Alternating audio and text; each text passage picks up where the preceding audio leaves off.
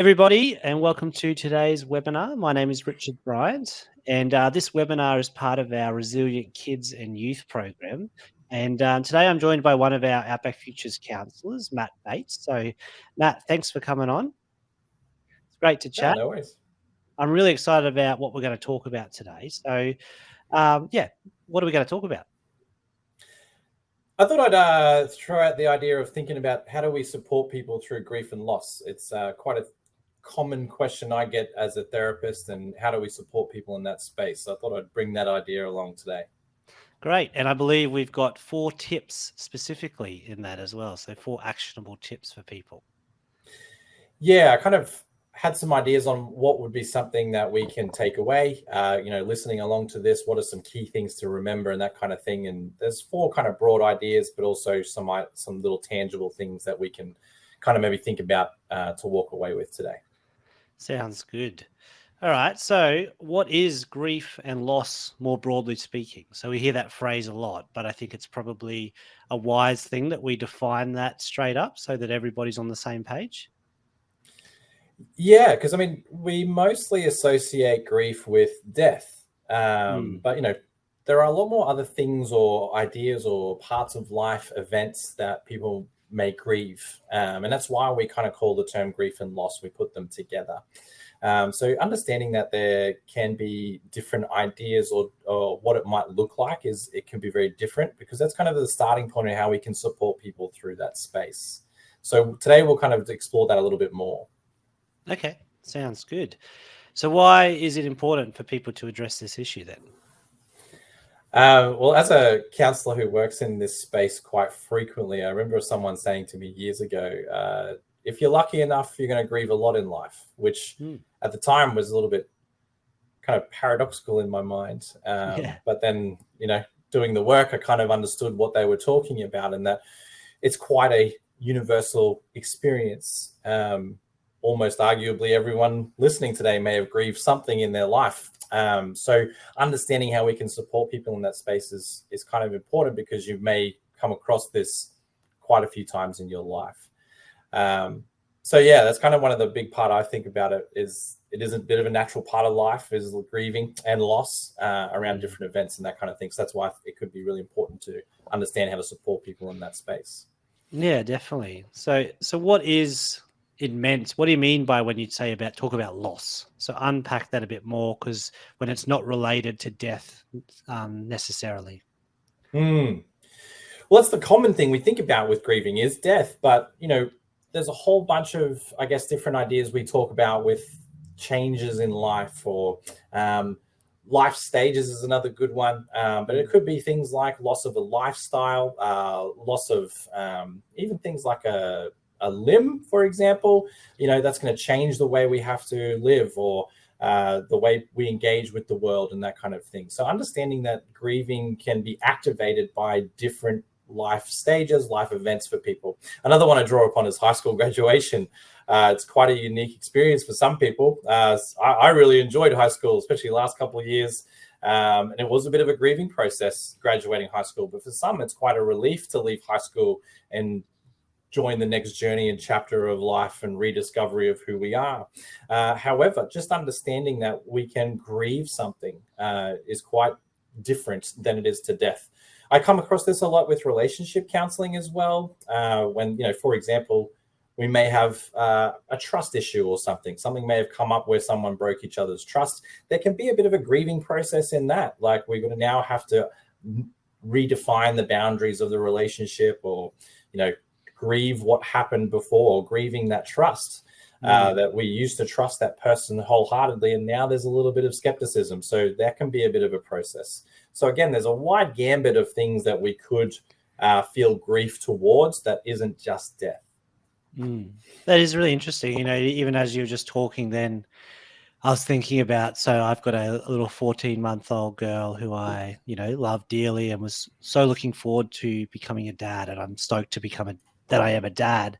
But there was this moment where it was this grieving of, and I didn't think of it as grief until now, of that old lifestyle that my wife and I used to have, that complete and utter freedom, the, perfect sleeps every night. And there was a process there where it was looking, wishing for that old life, grieving that old life. So yeah, that's interesting. I think maybe this conversation is going to be more poignant for me than I thought. I'm glad you mentioned sleep too. I kind of hear that's a common thing parents grieve is sleep. Oh yes. You don't realize how good you've got it until you don't have it. That's for sure. So from what you've all said, all you said there is really great. But like, why is it actually important for us to understand this? And I think that's where we kind of segue into empathy, because I guess even the way I was trained as a counsellor, we've got to really kind of understand everyone's unique world, try to anyway. So for example, my favorite sports team losing in the grand final might be a bit of a grieving process for me, but for someone else, might even think that's not worthy of grief. And that's a very flippant example, but it's something that might resonate with the idea of, well, how do we try and produce empathy towards someone to be able to support them then when they're grieving, no matter what they're grieving, even if we don't feel like it might not be worthy of grief per se. So that's the main reason of understanding that it can be different. I mean, I feel like in talking about parents, sometimes they have a little bit of difficulty understanding kids' world's views because, us being adults, we kind of lose our childhood more and more as days go on. And it's hard to understand their world and what they might grieve. So yeah, empathy, I guess, is the bridge here of what we're why we should understand it a little bit. We'll get a bit more understanding of grief and loss. So you mentioned empathy a couple of times there. I feel like that's going to be quite a theme as in this conversation. So, that's a term we do hear a lot. I think it gets thrown around almost too much sometimes and that it's kind of lost a bit of its meaning. So like, why is that important? And probably, what is your empathy really? I actually, for myself, Rich, it's been a while. I've been debating this in my mind a little bit because there is a bit of a philosophical debate if empathy is actually a real concept. Can we really understand someone's position? And I actually had someone give feedback just the other week around they really don't like the phrase, I completely understand what you're going through. And I thought it was a really good insight for the rest of the group I was working with, because it might have good intentions to say something like that. However, it can kind of minimize or diminish that experience of that person by saying that and I think that's one of the things about empathy is we can understand, but you may not know. And I think grief is a really, really easy example to kind of point to this, because even grieving your own grief in a way, like, if I think about my grandfather who passed away 10 years ago, in the moment, heavy emotion, really pain that I was feeling and missing my granddad. And I think about it now, like I really can't empathize with that Matt of 10 years ago to a degree. I can understand, I can really see it, but that feeling I had, I can't replicate that. So I'm kind of going on a bit of a tangent here with this and a bit of a ramble because it's a really interesting. No, it's super interesting. Yeah. But I guess the idea is like trying not to dismiss or minimize that person's experience, but just demonstrating that we can be supportive and compassionate to that person, no matter their grief or what they're grieving about. And that's kind of what we're talking about with empathy. And again, there is debate out there if it's real, but trying to be there for that person is key in grief and loss. Yeah, for sure. So it does sound like we are moving swiftly towards our 4 tips on our first tip. So, what is the tip number 1 you've got for us today, Matt? I think first and foremost, it starts with the concept of language. It's like, because as we're talking about empathy, I think it's really hard. Like, even if we talk about what we're trying to say here with being empathic, it can be pretty hard to demonstrate that. And even just the other day, I had someone ask me, what should I say? And I was a little bit stumped. Here I am as a counselor who works in this space. I've been working in it for a long time, and I still don't exactly have the right words. I feel like everyone's different. And every relationship is different. So for me, starting with that language is a bit of a big part of that. So, and a lot of people, you might hear the phrase, try and be empathetic versus sympathetic. And then some people will say sympathy is pity and that kind of thing. It's a tricky one to balance, but I almost feel these common phrases you hear, I'm sorry for your loss, my condolences. Is there anything I can do to help? Those kind of things are fairly safe and they're human. We're human at the end of the day. You want to be genuine. So those kind of things I would say is a good starting point of where we can support someone empathically. And again, there is that debate of sympathy versus empathy and that fine line. And I remember reading recently actually about sympathy being the relief of not feeling that pain. And I thought that was a good little difference. Yeah. Yeah, so I'll unpack that a little bit. So what do you mean by it's the relief of not feeling that pain? Yeah, because I feel like if I had someone demonstrate that to me, that would be pretty hurtful if I was going through some grief. But the metaphor I come across is the idea of someone stuck in, let's say, a hole or a pit. Empathy is helping someone jump out of that pit, whereas sympathy might be jumping in there with them and trying to get out yourself kind of thing. So that kind of speaks to that idea of the relief of it. And again, I've heard varying metaphors about it, but I guess that concept of removing ourselves from the situation if we can, it's not about us, it's about the person we're supporting. I feel that maybe speaks more to the empathy versus sympathy debate. Yeah, that's really interesting, isn't it? And it's I know again from personal experience, I've had some friends who have lost parents or siblings in tragic circumstances, and there's that moment where you don't know what to say. Like, well, for me anyway, and I remember, I had a friend and she had a loss in her family, and I remember having no idea and being quite upset about, I don't know what to say, and talking to my wife and going, what do I say here? And she said, you don't need to say anything. Just go and give her a hug, and for me, because I think I'm a bit of a fixer, and obviously you can't fix that situation, but it's challenging, I think, and it's probably not our first human reaction to not try and fix anything. It's just to sort of, I'm here with you. I'll support you, which maybe is that empathy rather than sympathy. Yeah, it's interesting, isn't it? It is interesting when it is language. So there's a lot of nuance and people's interpretations are different. So, yeah. Yeah. Well, even as you were talking there, you kind of remind me, I just actually heard this quote the other day of the medium is the message. And I'm still kind of unpacking that in my own mind. But the idea of sitting and being with someone, that to me speaks to being there. And is language involved in that? I'm not sure. But even as you said, those words of I'm not too sure what to say, sometimes that can be a real human, genuine connection response to the person you're supporting as well. And as your wife said, you don't have to say anything. Being there and supporting can be really huge in that part too. Yeah, that's interesting. So how do people grieve? Yeah, I think this kind of jumps into our next point of understanding this part. There's a classic model called the 5 stages of grief from Kubler-Ross. I always pronounce that. I don't know if I get the Kubler part right. But even Kubler-Ross said it's not a linear process. There's more than 5. It's not like there's a strict, this is what you got to do and then you're over grief. It's just something there for a bit of guidance, so we can again bridge some of that empathy. So the 5 kind of stages that Kubler-Ross talks about is anger, denial, depression, bargaining, and acceptance.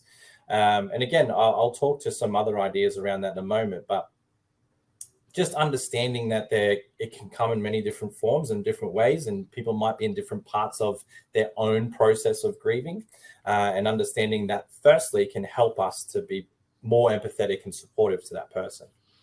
Yeah, that is interesting. It's interesting to even if it is just the 5, and I'm sure there are probably more or something, but even just if you're in that space and you can point to that and go, actually, I think that's where I am right now, that could be really helpful. So I understand most of those ones, things like anger, denial, depression. I think they're not self-explanatory, but I think we have quite an idea of what they are. But one of the ones you mentioned was bargaining, which makes no sense to me. I've only heard that on when you're trying to buy something on Facebook Marketplace or something like that. So Right. can you unpack that a little bit more? What bargaining is in relationship to a stage of grief?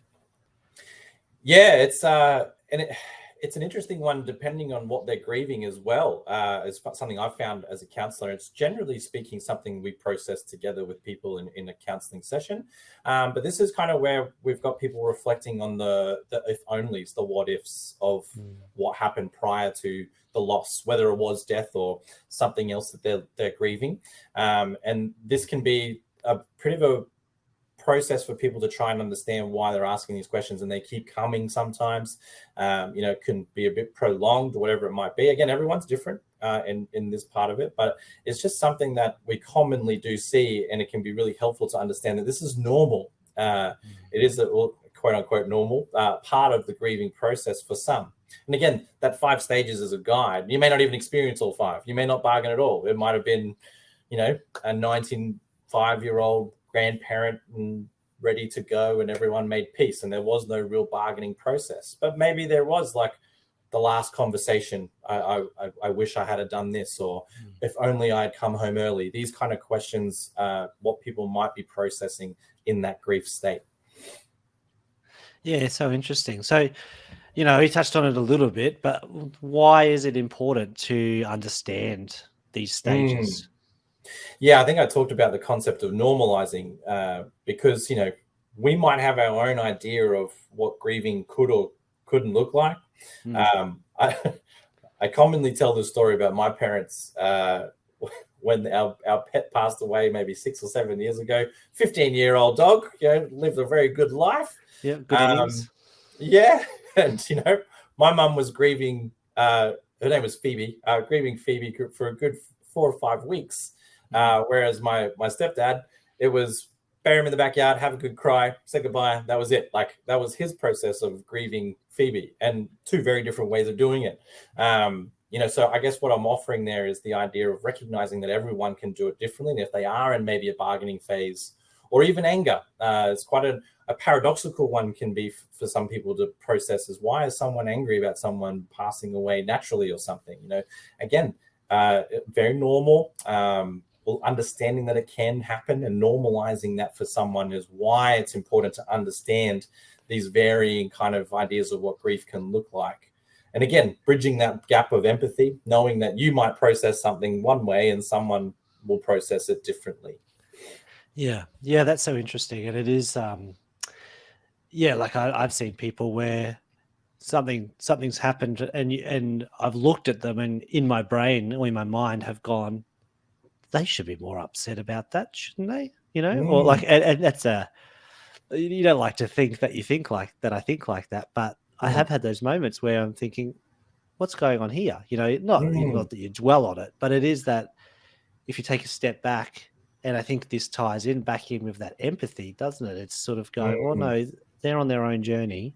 How can I empathize with where they are? It may not make sense to me, may not make sense to anybody around them, may not even make really sense to them, but that's the part of the grieving stage for them. So that is really important to have an understanding of. It doesn't look the same for everybody, and it doesn't look it may not be the same order for everybody. So yeah. As you said too, like, for me, I think about relief. And as you said, maybe there's something that we kind of subconsciously think about. Maybe they should be more upset or whatever it might be. Yeah, I've actually had that as a reflection for some people, is relief over grief, which, in my mind, like, that sounds a bit paradoxical, but, for that person, that was important for them. So, and that's not in the 5 stages. So, recognizing that it can be very different for everyone. Yeah, exactly. Definitely. Alrighty. So what is tip number 3? Well, I guess this kind of has its own little subset of little tips in there, is around support, because we've talked about so far is the empathy and then the 5 stages. So, and they kind of link together, and in that was a big component about language. But this, we're going to give a few little dot points. I want to make sure I got them all right. But I guess I've kind of already talked about a little bit, but first and foremost, it's not our job to take away the emotion. Even as a counselor, that's not my job. We're not there to fix it or solve it, kind of what you were talking about earlier. We sometimes have that natural tendency to want to help and solve people's problems. But, with grieving, it's a journey for them and them alone. Yes, they might be on a journey with others, like family or whatever it might be, but letting them process it in their own way and lifting that expectation of yourself that you're not there to save them from that emotion. So that would be my first thought for you. We've talked about being compassionate and empathetic, but also trying not to make it about you. I've tussled with this idea a lot lately in the social context in general. We kind of do this to connect with people. When someone tells a story, we will instinctively almost share a story of something similar to connect. I do this all the time. Yeah. However, in the grief space, I would offer it to be very careful with that, because it can be like, again, they may not really, they've got bigger things going on in their world. They're grieving the process. It's a bit of a different story if they're asking you for advice. Maybe they do want to hear a story of yours, of how you got through something, or, I don't quite hear that all the time. Sometimes I'll say, how did you get through it? And that's okay. We've got the permission to there. But again, it's kind of like trying to avoid making it about you. We're there to support them. Yeah, it really sounds like it's really about helping them or letting them lead the way, kind of. If they want that advice from you, let them ask for that advice rather than just giving that advice. As you say, there is a time and a place for that, but it's let them lead the way, and they'll ask when they're ready, kind of thing. Yeah. And I guess the last one, maybe I've already kind of talked about normalizing where we can. It's okay to feel angry, these kind of comments. But lastly is that being comfortable with emotion. It's quite an interesting concept to sit with tears, going with a grieving space. Maybe we're already prepared for that. We might expect some tears, or, I think about the cliches in sitcoms and stuff about breakups, like going into breakup with someone, just be ready for crying. It's going to happen, kind of thing. And that's a grieving process, right? Grieving a relationship. But, being comfortable with that, but also the potential for other emotions you may not expect, like anger or something along those lines, or maybe a bit of denial. We didn't really touch on that one, but, someone might be in a bit of a space like that, and then we might think that we have to kind of convince them of that opposite of the denial, when in fact, no, they're in that space. It's part of their journey. It's not our job to fix that, but being there and supporting them the best we can. Yeah, definitely. Yeah, that's so interesting. So what about timing? So, there is this, it is a real challenge, I think, to know when to offer support. Do you have any thoughts around that? It's a really tough one. I mean, there's some easy things in there. I even had this experience myself in my personal life last week. Didn't know what the right timing was. But in my example, I won't go into it. I don't want to. It was still pretty raw. But the idea was, I just asked them, similar to what we were just talking about giving advice and stuff. I just said, hey, let me know when you're ready to have a dinner or something. We'll come and make you dinner. That was the offering, and they picked it up a couple of days later. I didn't hear from them for a few days, and that kind of leads to the expectations around getting a response back of when we provide that support, because especially when we think about death, there's a bit of a whirlwind and process around that as well. Again, it might be unexpected. We have plans to make around arrangements and funerals and all those kind of bits and bobs. And that can be quite a whirlwind for people. And sometimes, and with all good intention, we see this overwhelm of support. I think they even call it in the world a saturation support, and it's too much. And we kind of see that a lot with communities, really close-knit communities. And we see that in the Outback a lot. We just want to help, which is, again, great intention, but thinking about who we can go to understand when the best time is probably my best tip there to offer to people. So it might be a brother or a colleague or someone who's close to the person or family. There might be a key kind of person to communicate that might help with that process. But, you know, shooting out these days with technology and that kind of thing, shooting a text, I feel is very human. You know, just saying my condolences, I'm here for you if you need anything, things like that, again, that we've talked about. But again, don't expect a response. If you do get one, great, but they've got a lot of going on in their world, and they need to process things in their way. Yeah, they're not just ignoring you on purpose, you know, which I think is sometimes that comes back to making it about us, doesn't it? We can, yeah, which is easy to do, I think, but it's important to just keep taking that step back and going, you know, let them lead the way. You mentioned the Outback there, and obviously we do a lot of work with bush communities. So what about for people in the bush? So where technology, you know, accessibility is different and distance might play a role. It's not as easy to kind of show up on somebody's doorstep with a meal, for instance, or something like that.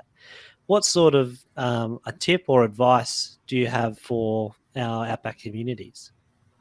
I kind of mentioned it a little bit before, but I think relationship is key.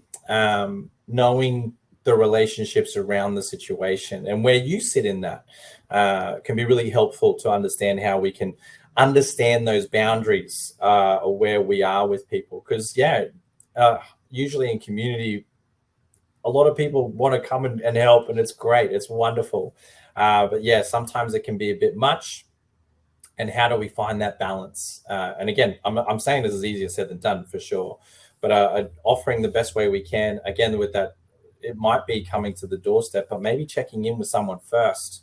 And usually someone will do that in those situations. Hey, they're having visitors, you know, today or tomorrow, or, you know, can go up to the hospital, you know, whatever it might be, those kind of things. Coordination of these things usually go through one person, or this might be a good tip for someone who is supporting in that space. Maybe you could be the communicator to the broader community for this person. And again, asking permission is really helpful as opposed to assuming. And again, don't expect that response straight away. And, you know, you mentioned a meal. I always think about this with death and babies. People, they get caught up in everything they're doing and sometimes forget to eat or don't want to eat. So, you know, providing a meal or cooking something up and popping it on the doorstep can go a long way. Little note with it, that kind of thing. Little things like that can be really, really helpful. Yeah, for sure. I know when we had our little girl, you know, we had that many friends kind of saying, "Oh, we'll cook you a meal," kind of thing. And I remember saying, "Oh, we won't need that. Like, what are you talking about?" But mate, I think we had like a month of meals, and I was dreading the day that we ran out, that the fridge became empty. I thought, can this just go on forever? Because this is incredible. But it was just it meant something. It meant so much because it was, you know, there was a time where they would come and, you know, hang out with our little girl and hang out with us and say congratulations. But the fact that they took that time, that meant something. So I can imagine if you're in a stage of grief, if that was an appropriate thing, that's a way of, you know, and I think it comes along that it's that support, isn't it? It's not, you're not trying to fix anything, but it's, hey, I'm here with you. I'm here to support you through this. And this is possibly a tangible way that isn't advice, but it's something that shows love and care. So yeah, really interesting. Even as you said that, you got me thinking about that person who could be the communicator for families or people in that space. And I feel like sometimes that could be someone's way of grieving as well. You know, I think about that example I gave before about my stepdad and the dog. I know for a fact the first thing he would want to be doing at a funeral is being the one preparing the food and making sure everyone's taken care of. You know, so sometimes they're really good people to have to lean on as an ally in that space, to be the one to coordinate these things. So yeah, and again, it comes back to that idea of everyone's different with how that process looks for people. Yeah, for sure. Oh, mate, this has been so interesting. I'm learning so much as we're speaking. So let's just recap those 4 that we've talked about, and we've talked sort of around some of these topics, but these are the main sort of headlines. So the first one was practice empathetic listening. Then we talked about understanding the 5 stages of grief, or the 5 stages from, what was it? Is it Kubler-Ross? Is that who you said? I think it's got I'm always pronounced the Kubler part wrong, but yeah, Kubler-Ross, yeah. Sounds good. But there's, as we said, there's many, can be many more or even less than 5 stages. It all depends on the person. Next is offer support. And then, consider remote support, especially for our Outback communities. That can be a really important way to do it. So, Matt, is there anything else that you'd kind of, want to point people towards as a resource, or any other closing remarks around this topic? I think, at the end of the day, I always share with people, still be human. Yeah, we might get the wording wrong. I mean, I've been counseling for almost a decade now, and I feel like I still get the words wrong sometimes. We're still human ourselves. And even in communities, we're usually grieving together. So understanding your own processes as well, I think is really important. And if you need to get support after this, make sure you reach out as well to your support networks or Outback Futures, maybe, if that's something of a space to go and talk to someone about it. And, even with the grief and loss space as a counsellor, I usually recommend to people, if they don't necessarily need counselling straight away. It's a process. It's part of being human. As I said before, if you're lucky enough, you'll grieve a lot in life, as weird as that sounds. But, having that process for you and what that looks like. But I guess we've got some resources as well on our webpage for any of that. There's a little bit of a flyer there around supporting in this space too, if you need anything from Outback Futures, that kind of thing as well. Yeah, definitely. And I just echo that this actually is the final webinar from the Resilient Kids and Youth series. So that means this is number 20, but there's 19 previous webinars and their related resources all on our resources page, which is at outbackfutures.org.au/resources. But if you just type in Outback Futures, you'll get it easy enough. And you can also head to Spotify, and it's just Outback Futures. That's our account on Spotify, and they're all on audio as well. So if watching isn't your thing, or if you want to listen in the car or on a walk or in the tractor, wherever it may be, you can feel free to have a listen as well, because there's some really interesting and helpful topics that are from all different backgrounds and people from Outback Futures. So thanks, Matt. This has been a fantastic conversation, and I've got so much out of it, and I know that people listening or watching will have found this really helpful as well. So thanks so much. No worries. Thanks for having me. Yeah, it was great. And thanks everybody for listening or watching. And I was going to say we'll see you in the next one, but I'm sure we'll see you in a next Outback Futures webinar, but it may not be part of the Resilient Kids and Youth project. But check out those ones as I mentioned, and have an incredible day. No worries. See ya.